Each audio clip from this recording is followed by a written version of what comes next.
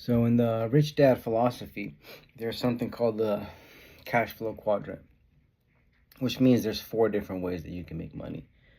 Number one is an employee. So you can work for another company and they're going to pay you and they're supposed to compensate you, whether it's through wages and maybe a retirement package back in the day. But either way, you're making your money working for somebody else. And this is how we all start.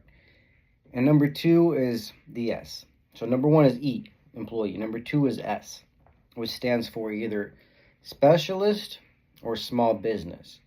So a specialist is like a doctor or a lawyer or a salesperson. So you perform a certain task very well, and the better you perform the task, the better you're going to get paid. A salesperson, for example, if you don't perform, you don't get paid. And then the other half of the S quadrant is small business, which is what I am right now.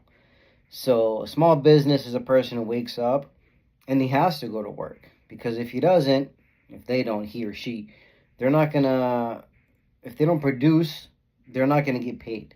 So a small business, whether you're a plumber or an accountant, I do heating and cooling, it doesn't matter. Either way, your business is small, and you know it's small because you have to wake up and you have to go. Because if you don't go, you don't get paid. Even if you have a few guys working underneath you, you still have to be there to manage them, make sure everyone does everything properly. Number three is the B. Now, that's big business, which is where every small business person wants to go eventually, because big business is where the big money is. And in order to build a big business, you need to have a big system. And so, when you have a big business is when you can leave for a week or a month, even better, and you're still getting paid. So that business is producing whether or not you're there. So it's because you built a system that functions properly. And it functions properly because when you leave, it's still working. So you could be out in the mountains camping or hiking or on vacation in Miami, and you're still getting paid. That's how you set your business up properly, and that's the B quadrant. Now, the I quadrant, which is the last one, is investor. That means your money is working for you. So let's say you've made a certain amount of cash flow coming from your different companies and whatnot, then you invested that money into other companies, whether it's stocks or crypto or whatever. There's many real estate. There's many different investments, a lot of different areas that you can put your money where that money starts working for you. So I have a little bit of crypto. I have a little bit of land, not very much. I'm a small business owner and an amateur investor, but I understand how, in order to be successful, you need to have a big business and you need to be an investor. So that means you're no longer working for money, but your money is working for you. And that's what it comes down to at the end of the day. So I don't have to wake up and bust my butt every single day, just to make it. I have money in certain areas, certain investments that are getting me cash flow every single month. And that's the goal. So number one is employee. Number two is specialist or small business. Number three is big business. And number four is investor. And those are the four ways that you can make money. Now, it doesn't necessarily mean that one is better than the other. Because look at Microsoft, for example. Bill Gates wasn't the only one who got rich. There are multiple billionaires that came from that company. And I'll say what you want about Bill Gates and his moral ambiguity. That's a whole different topic. That business, same thing with Amazon.